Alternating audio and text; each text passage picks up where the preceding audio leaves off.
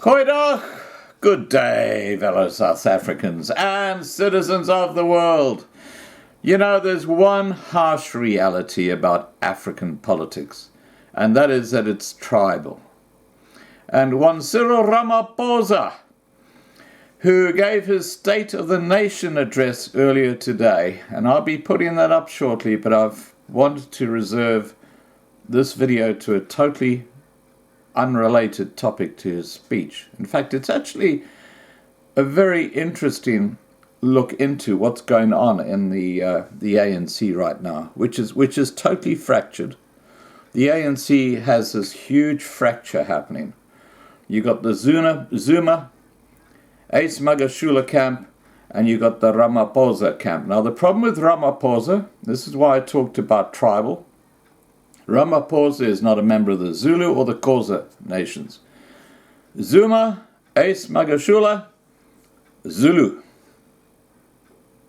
This is where things get really, really disturbing, because we know the Zuma camp are just corrupt as whatever. I mean, they're mafia. That's all they are. The best way of putting it out. Now, we're talking about key positions within the Parliament in South Africa following the May the 8th election. And guess whose finger has been on top of all of them? Ace Magashula. These are the guys who are going to determine a lot of the decisions that are made within the ANC. And that's why I say I don't believe Ramaphosa is going to see through his whole term. I think that what's going to happen is that when they pick the right moment, they're going to have a special meeting, and the Magashula Zuma fracture will try and take over the presidential position and put in their little decoy. The announcement of committee chairpersons' key parliamentary posts as they direct and drive MPs' oversight and legislative work was meant to have been made on Thursday the 13th of June at the regular ANC Parliamentary Caucus. It was postponed at the last minute for further consultations, the shorthand for factional horse trading, which is exactly what I'm talking about here. At Wednesday's media briefing, ANC Secretary-General Ace Magashula, alongside ANC Chief Whip Penny Majadina, confirmed the announcement had been delayed the previous week due to the need to consult COSATU and the South African Communist Party. Before that, discussions had been held on each and every name on a list to which the ANC's top 6 officials then made some changes, according to the Chief Whip. We don't approach deployment in a factional manner. We deploy on experience and capacity, Magashula said. And then he added, as the ANC officials, we are happy when we've been working together very constructively. But, believe me, there were significant changes made from the committee chairpersons list of last week, particularly after the alliance consultations, and Wednesday's announced incumbents are largely representative, or at least supportive of, the radical economic transformation, or RET, groupings associated with Zuma and Magashula. You don't see the word Ramaphosa there anywhere, do you? It could have been worse, was a comment of an insider privy to the behind-the-scenes trade-offs. In some circles on the parliamentary grapevine, those trade-offs are said to be part of a compromise agreed to by President Cyril Ramaphosa to fend off a new generation of walking wounded, and a replay of the political mobilization ahead of the 2007 Polokwane ANC National Conference, which saw Zuma successfully take on then President Thabo Mbeki. Broadly speaking, the ANC's parliamentary committee are dominated by former ministers and deputy ministers, ex-MECs and one-time mayors, many of whom have also been publicly linked to state capture, corruption, be it through the Gupta leaks or testimony before the Zondo Commission. Let's have a look at these people. Faith Mutambi, Cooperative Governance Committee chairperson. Her stint as communication minister was sharply criticised by the 2016 parliamentary SABC inquiry that recommended Zuma should consider sacking her, while Gupta leaks showed she had leaked cabinet information to the Guptas. She has been in regular attendance at Zuma's trial in Pietermaritzburg, not so much as at Parliament, where in the pre-election term she was sent to the Labour Committee. Mzimbenzi Zwane, Transport Communication Chairperson, having been ditched as Mineral Resources Minister in Ramaphosa's first cabinet reshuffle since February 2018,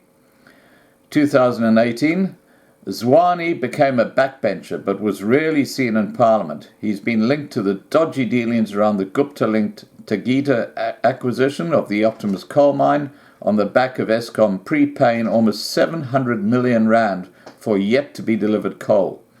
During his time as Free State Agricultural MEC, it was his official invitation that facilitated the landing of the 2013 Gupta wedding guests at the Waterkloof Air Base and the establishment of the Vrede Dairy Farm, which was the money from that farm was stolen and actually used to pay for the wedding. Quite incredible. That's by the Guptas. Bongani Bongo. What a name. You got to admit that's quite a funny name. Bongani Bongo. Now Home Affairs Committee Chairperson, was a firm defender of controversial public protector Busisiwe Mkhwebane, leading the faction on the Justice Committee to stave off a parliamentary inquiry into her fitness for office. Appointed from the backbenches as State Security Minister by Zuma. The paper reported Bongo had tried to bribe the evidence leader of the Parliamentary Eskom state capture inquiry. That matter is one of the Parliamentary Ethics Committee of the previous Parliament failed to finalise. In other words, they never pursued it. Isn't that interesting? Bongo has gone to court but was told by the judiciary could not tell the legislator what to do. It's now up to Parliament to revive the ethics case through a motion in the House, and for Bongo to run the risk of being found guilty. Sifo Buthelezi, Appropriations Committee Chairperson, the former Finance Deputy Minister and firm Zuma supporter, now oversees the appropriation for South Africa's 1.83 trillion rand budget and the public spending at a time when the public purse is strained. Buthelezi did not cover himself in glory while at the finance portfolio, but loyally defended those linked to Zuma, like the former South African Airways board chairperson Dudu Myeni, also the executive chairperson of the J.G. Zuma Foundation, when she fobbed off parliamentary oversight. I think you're starting to get a feel for who these chair people who are running these committees are. They're certainly not Ramaphosa friends, believe me. Joe Maswanganyi, who now heads a Standing Committee on Finance, or SCOF, is another former Zuma supporter and one-time minister in charge of Finance Committee, and he's shown loyalty to others amongst the Zuma supporters. While still Transport Minister, he had planned to appoint Myeni and his advisor, although that did not materialize, as Maswanganyi was dropped from Ramaphosa's cabinet in February 2018. How about Supra Mahopepelo?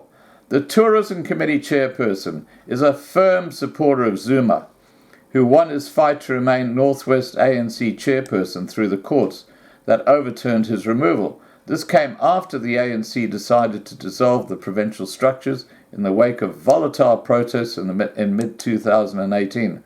Mahopepelo has cruised above state capture, such as a Gupta-linked Mediursa Health Service that ultimately went bust, or other dodgy dealings like the 2015 game deal involving the transfer of prize animals from the Northwest government-owned reserves to Southern Africa Rare Game Breeders Holding without a tender, and which benefited former Rustenburg Mayor Matthew Vollemans, now also an ANC MP, and Mike de Kock, a businessman said to be close to Mahopepelo. In October 2018, Parliament's Environmental Affairs Committee resolved The 100 million rand deal should be reversed as it had failed to follow correct procedures.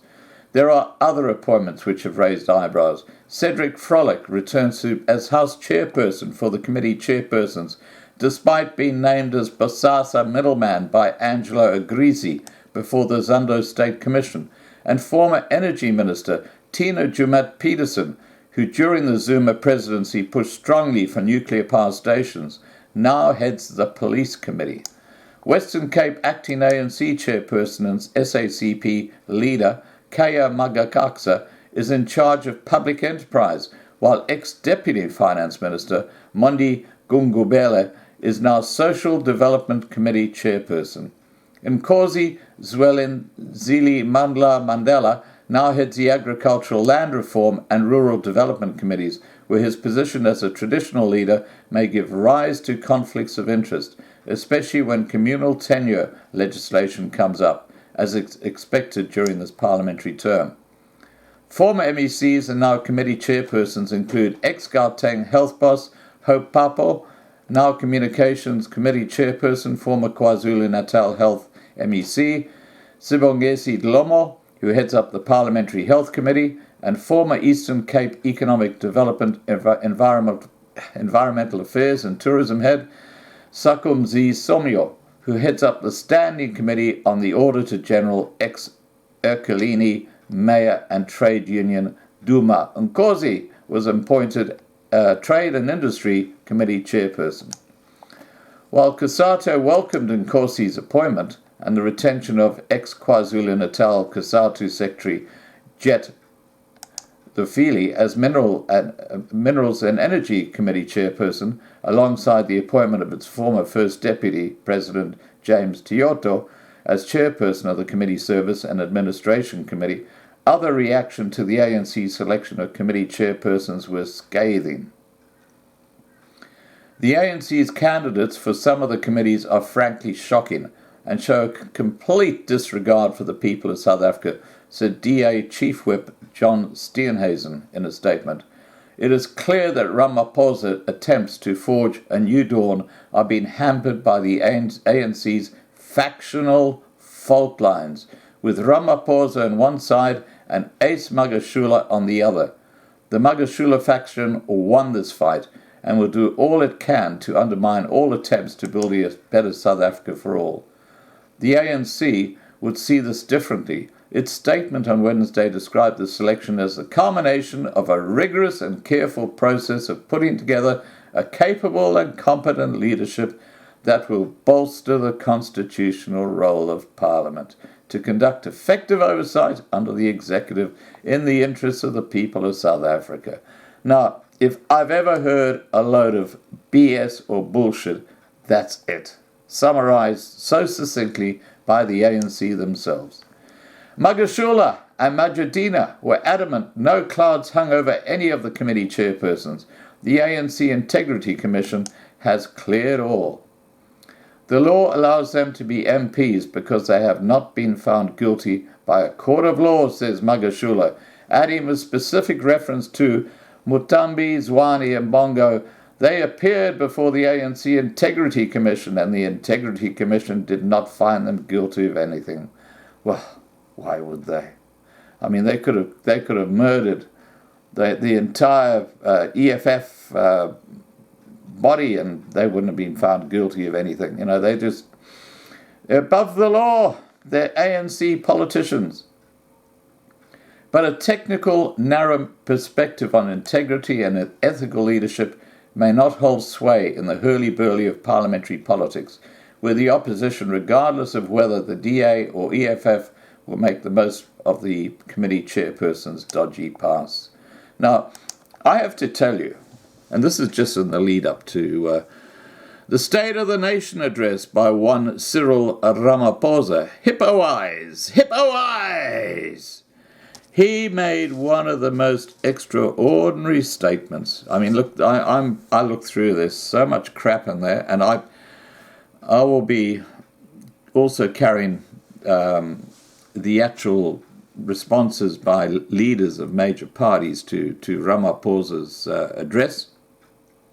But the one that really stuck out to me was his suggestion that by 2030, South Africa is going to double the amount of tourists coming to the country to 21 million per year. And we all know that's BS, because South Africa is too dangerous for tourists. I mean, their tourism industry is just going into the can. But the thing that really piqued my interest was a comment by Ramaphosa, where he said that our market now is China, India, and the rest of Africa. So what he's actually saying is that he's conceding that the traditional markets, which are Australians, people from the US, people from Europe, are no longer part of their target market when it comes to tourism. I think they're into a horrible shock when their tourism just collapses in a heap.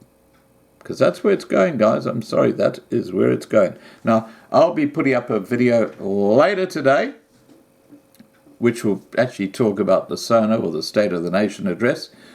But I have to get ready, because I'm meeting a very old and dear friend of mine here in Brisbane at 11 o'clock. And you know who it is? It's Glenn.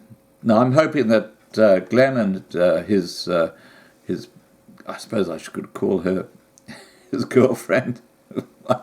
I'm pretty sure that that's exactly where it's at. I'll